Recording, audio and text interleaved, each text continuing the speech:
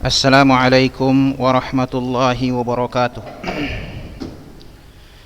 Innal hamdalillah nahmaduhu wa nasta'inuhu wa nastaghfiruh wa na'udzu billahi min shururi anfusina wa sayyiati a'malina. Man yahdihillahu fala mudhillalah wa man yudlil fala hadiyalah. Ashhadu an la ilaha illallah wahdahu la syarikalah wa ashhadu anna Muhammadan abduhu wa rasuluh, amma ba'du.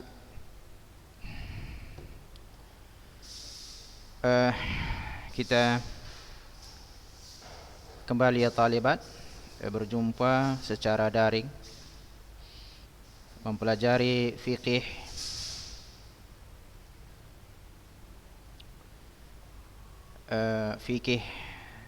nikah ya, fikih nikah.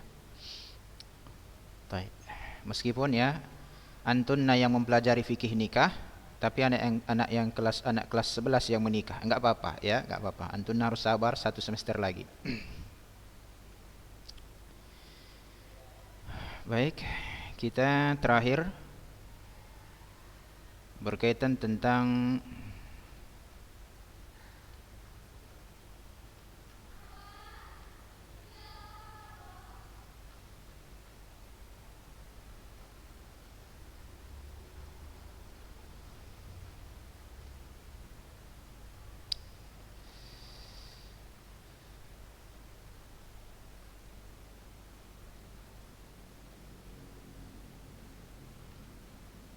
bentar ya, jauh kali ini ke bawah soalnya. Ya, ini dia. Sekarang kita masuk kepada rukun. Baik, perbedaan antara syarat dan rukun tentunya ini dipelajari dalam ilmu usul fikih. Syarat di luar dari sesuatu, tapi kalau rukun bagian dari sesuatu. Ambil contoh, ada namanya syarat salat, ada namanya rukun salat. Syarat ada dia tidak menunjukkan ibadah itu ada, kan begitu.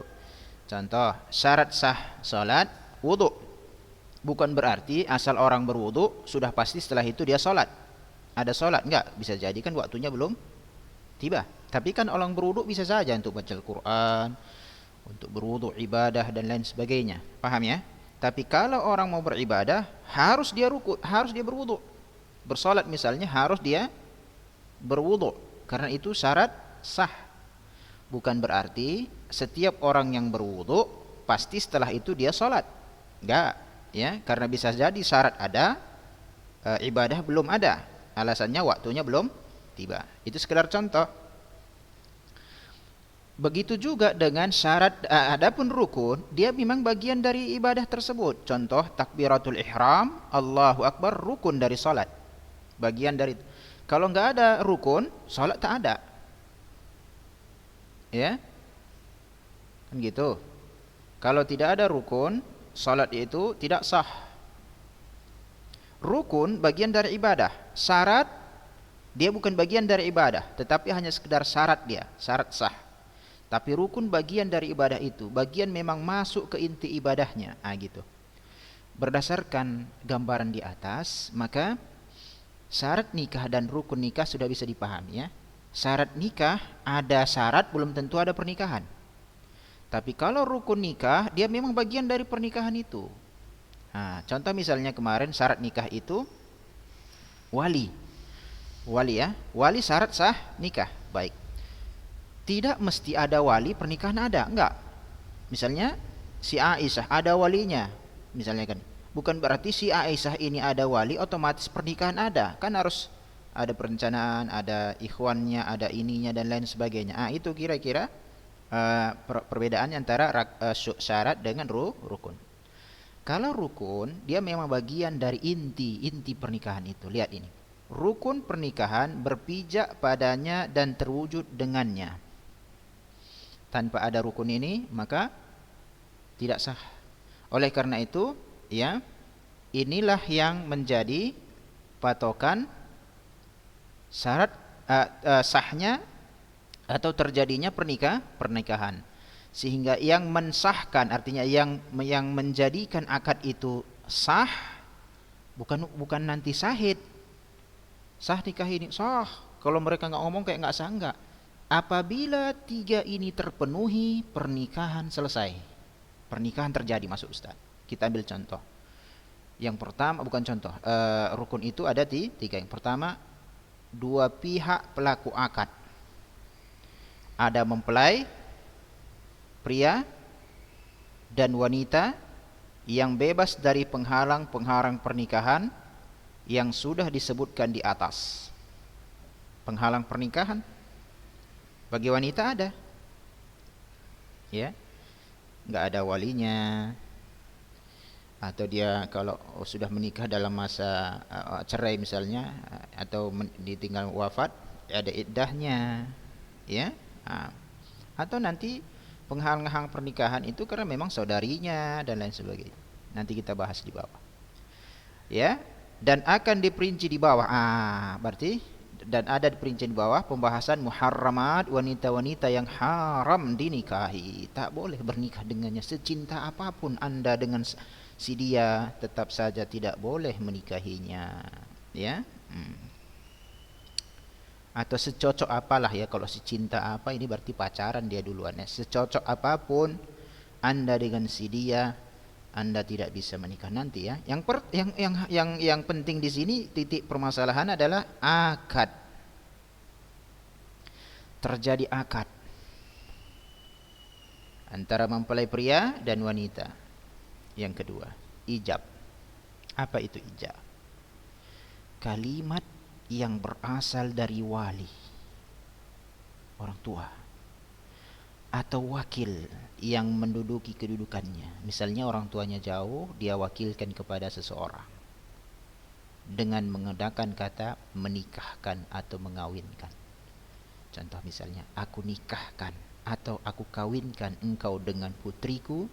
Laki-laki mengatakan aku terima, sah, terjadi. Nggak mesti harus satu nafas. Tidak mesti juga lafaz yang diucapkan mempelai wanita laki-laki seperti apa yang diucapkan oleh wali.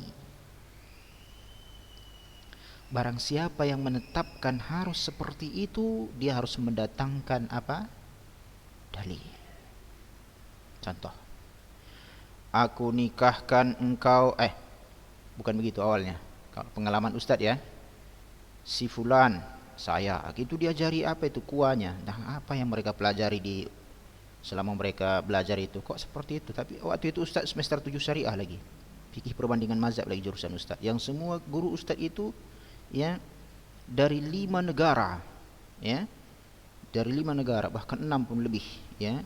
Ada dari Yordania, ada Saudi, dari Mesir, ada Sudan, ada Pantai Gading, ada dari Yaman, tentu dari Indonesia juga ada, dan lain sebagainya.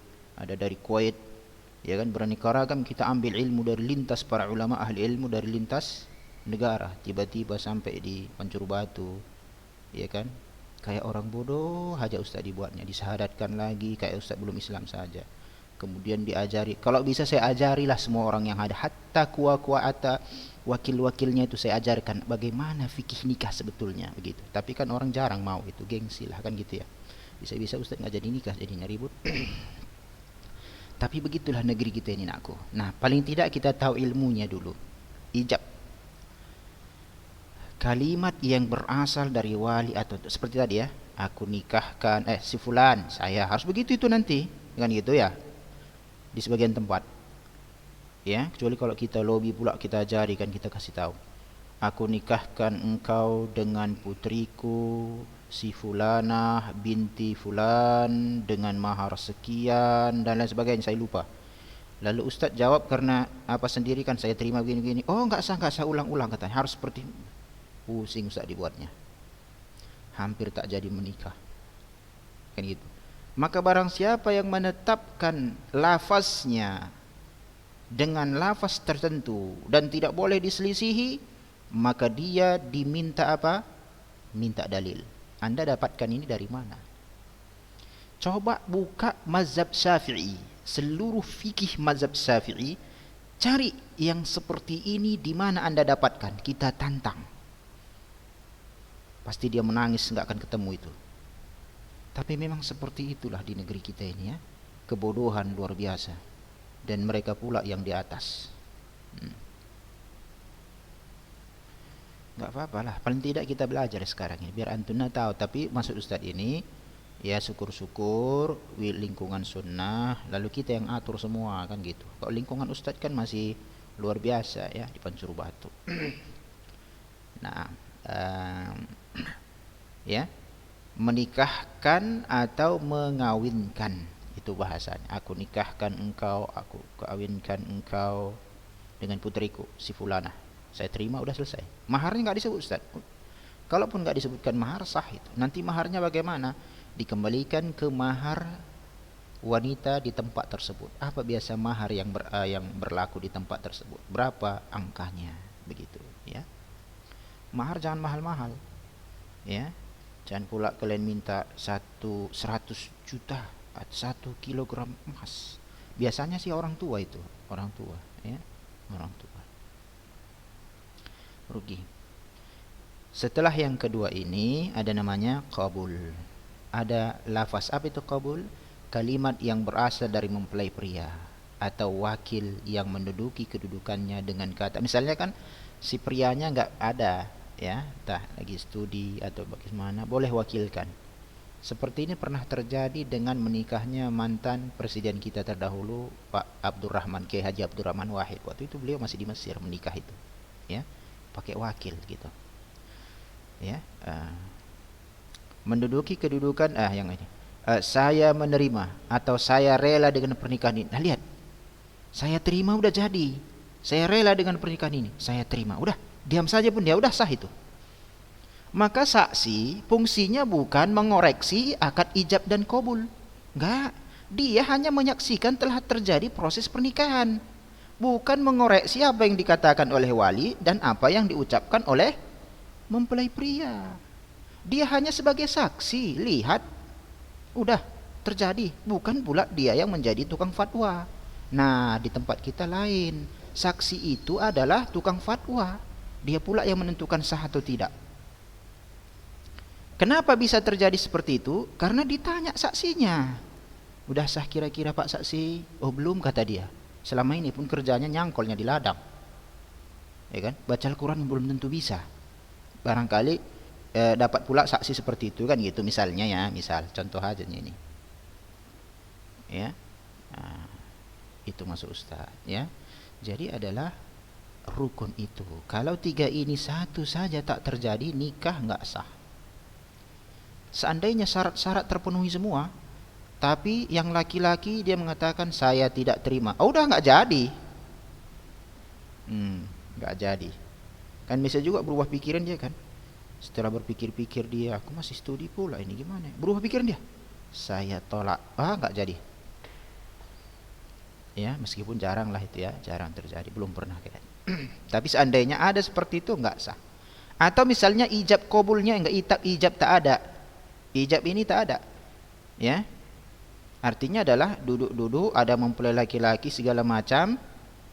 Kemudian langsung dicatat bahwasannya mereka ini sudah disatukan gitu saja tanpa akad, ya nggak sah, ya. Atau misalnya langsung diantarkan ke rumah mempelai laki-laki, ini istrimu nah, udah ini udah sama kalian ya, loh ini kayak apa, penitipan anak atau gimana kan gitu, itu juga nggak sah. Paham ya? Ijab harus mendahului qabul, ya udah pastilah. Jangan pula nanti saya terima pernikahan putri Anda. Memang dia akan tahu bahwasanya itu yang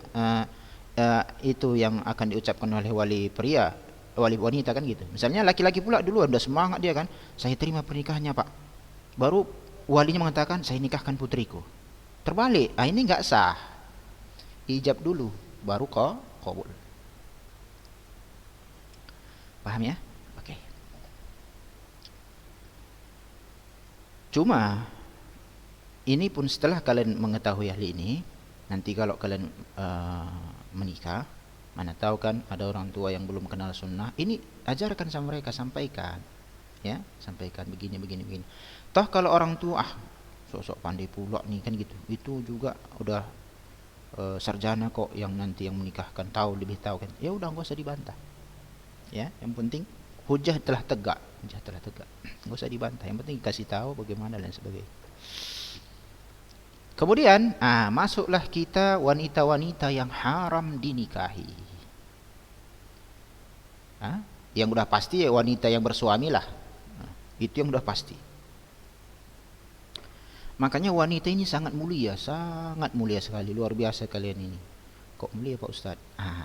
Kami kaum pria tidak boleh menikahi wanita yang bersuami, ya kan? Terbatas ruang gerak laki-laki ini sebetulnya. Tapi lihat wanita, luar biasa. Kekuasaannya sangat besar. Dia bisa menikahi laki-laki yang beristri. Ya kan? Taunya Ustaz kalian marah-marah itu. Ustaz ini pun gitu. Kita membahas muharramat untuk selamanya.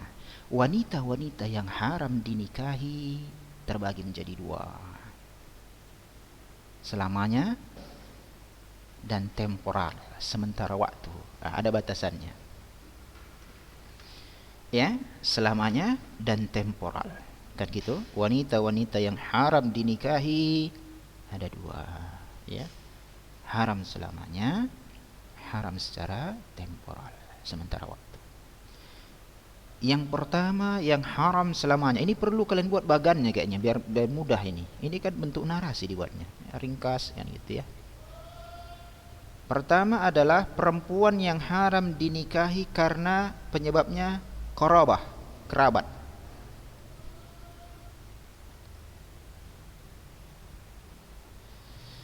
Ya. Yang pertama ibu. Ini bukan malin kundang ini kan? Atau tangkuban perahu itu. Tangkuban perahu itu ya, malin kundang itu apa? Ibu. Nenek dari ibu. Ya, nenek maksudnya nenek dari ibu dan ibu dari bapak. Mereka disebut pokok nasab seseorang. Ustadz, ada rupanya mau nenek. Begini dia. Di sebagian suku, ya, ada neneknya itu masih gadis. Kenapa? Ya, kenapa? Karena jalur kekerabatan itu kan dijaga. Ya, ada terkadang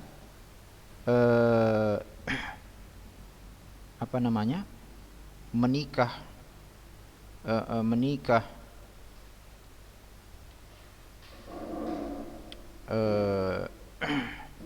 gimana saya menceritakan, dalam suku Ustadz itu ada seperti itu.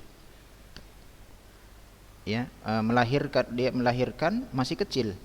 Ya, artinya adalah dia udah berumur, kemudian punya keturunan masih kecil. Kami aja memanggilnya sudah nenek kan gitu, masih kecil lagi. Ya tentu 17 tahun atau 20 tahun ke depan kalau ini masih hidup kan dia masih gadis kan? Tapi udah panggil nenek kami istilahnya. Ya cuma saya lupa bagaimana caranya itu sehingga kami manggilnya secara kerabat itu dia malah urutannya udah nenek gitu. Bibi ayah ustadz gitu istilahnya. Ya tentu udah nenek saya kan gitu meskipun dia masih muda gitu. Tapi ini istilah yang dari apa ya, dari nasabnya nih. Kalau enggak seperti gambaran yang Ustaz sampaikan bisa saja dinikahi. Karena sudah jalur misalnya jalur kekerabatannya agak jauh. Ini ya, ingat ini ya, ibu.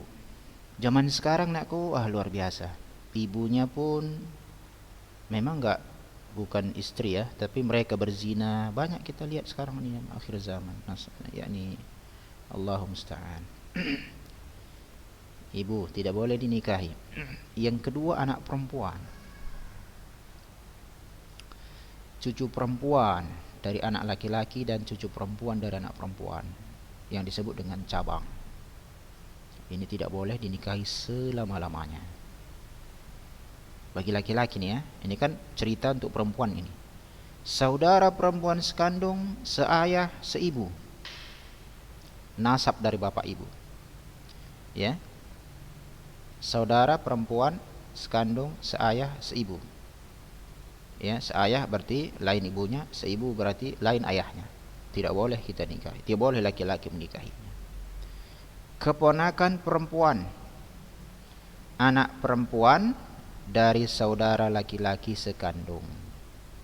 anak perempuan dari saudara laki-laki seayah, anak perempuan dari saudara laki-laki seibu. Ali bin Abi Thalib Ustaz, oh udah lain. Memang Aisyah keponakannya, tapi udah lain ayah. Rasulullah dan Ali bin Abi Thalib sepupu, itu bukan saudara kandung. Ini pembicaraan kita yang masih ada darah di situ, sekandung, seayah, ya, seibu, ya. Kalau anak sepupu, kalau misalnya sepupuan boleh, ya, sepupuan boleh.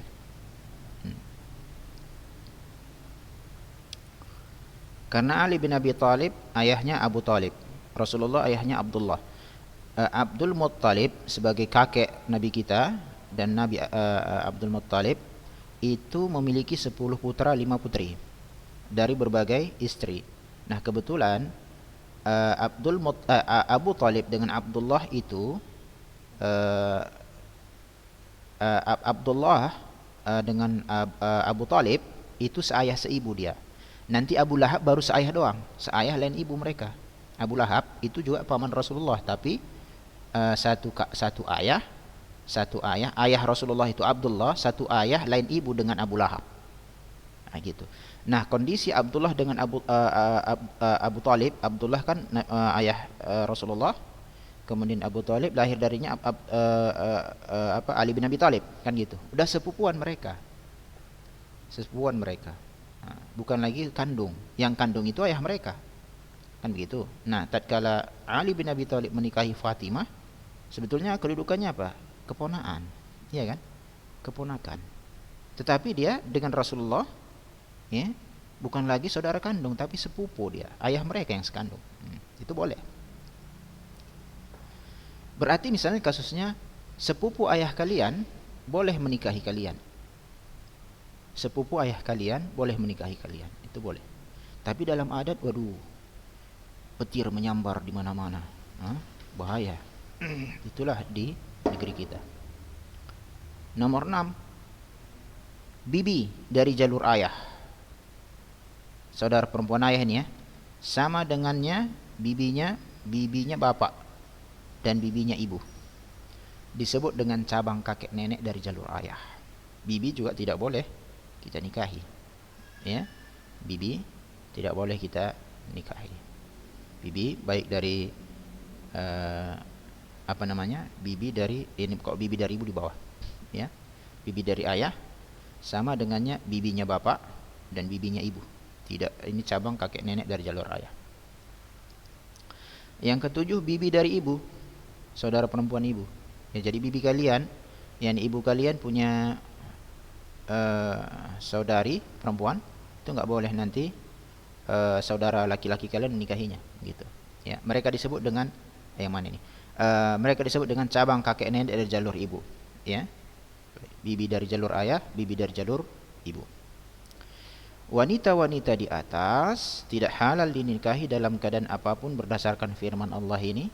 Diharamkan atas kalian menikahi ibu-ibu kalian, anak-anak perempuan kalian, saudara-saudara perempuan kalian, saudara-saudara perempuan bapak kalian, saudara-saudara perempuan ibu kalian, anak-anak perempuan dari saudara-saudara laki-laki kalian, yang kandung ini ya, bukan sepupu ya. Anak-anak perempuan dari saudara-saudara perempuan kalian, yang kandung bukan sepupu. Paham? Jadi kalau saya Ustaz misalnya punya saudari sepupu, sebetulnya kan bisa Ustaz nikahi, ya, sepupu. Apalagi anaknya, kan gitu. Tapi dalam adat, ya, ada hal-hal memang hal-hal yang sifatnya boleh, ya, kita terkadang harus jauhi. Kenapa? Untuk kepentingan dakwah. Kayak nggak ada lagi wanita yang lain, kira-kira begitulah. Meskipun boleh, ada hal-hal yang sifatnya terkadang kita harus jauhi, bukan karena kita ikuti adat, tetapi karena begitu jahilnya manusia pada zaman sekarang ini, ya, nanti mereka malah menolak agama ini. Gitu dia. Itu aja pun kita harus jaga, ya, sampai kelak suatu saat mereka memahaminya. Ya, jadi bukan masalah ini kan nggak bertentangan dengan agama, betul. Tapi selama dia bukan hukumnya wajib seperti sholat dan lain sebagainya, kita nggak melihat kepada manusia di situ, ya, maka ada hal-hal yang sifatnya kita berikan talik ulur namanya. Ya, carilah wanita yang banyak sekali kok, Ya, banyak sekali wanita pada zaman sekarang, saking banyaknya sampai-sampai wanita-wanita sekarang banyak yang berzina. Wanita-wanita banyak sekarang ini ya, yakni ya enggak banyak yang mungkin ya, kalaupun seandainya yakni setiap laki-laki mengambil 4, masih ada perempuan-perempuan itu tidak mendapatkan bagian atau suami. Apalagi kalau hanya cukup satu ya. Yang kedua ya talibat, perempuan yang haram dinikahi karena musaharah, hubungan pernikahan. Jadi ini bagian dari yang ini tadi, yang untuk selamanya ya. Ada yang pertama, yang kedua karena musaharah pernikahan. Ini adalah istri bapak. Apa maksudnya istri bapak? Tadi ibu sudah ada, ya. Ibu tiri kita itu maksudnya. Sama dengan istrinya kakek dari bapak dan istrinya kakek dari ibu. Ya. Dan disebut dengan istri dari pokok nasab berdasarkan firman Allah, dan janganlah kalian nikahi wanita-wanita yang telah dinikahi oleh ayah kalian. Beda dengan zaman jahiliyah. Bahkan ini ibu tiri itu jadi warisan pada zaman jahiliyah. Ya, jadi warisan. Ya. Terkecuali pada masa yang telah lampau, ini maksudnya yang dahulu. Udahlah, kalau yang dahulu Islam menggugurkan dosa yang terdahulu. Sesungguhnya perbuatan itu amat keji dan dibenci Allah, dan seburuk-buruk jalan yang ditempuh. Kan begitu, ya. Yang kedua ya talibat, istrinya anak, menantu. Jadi ibaratnya gimana ya? Kalau seandainya Ustadz punya anak laki-laki, istrinya gitu, menantu saya, ya tentu saya tidak boleh menikahinya, meskipun nanti suatu saat anak saya laki-laki misalnya wafat. Istrinya cucu laki-laki dari anak laki-laki, dan istrinya cucu laki-laki dari anak perempuan. Demikian juga istri-istri milik cabang nasab. Ya, istri-istri milik cabang nasab. Sini tadi sudah disebutkan itu. Apa itu cabang nasab, ya. Ini dia. Saudara perempuan sekandung, anak perempuan, cucu perempuan, anak laki-laki dan cucu perempuan, ya.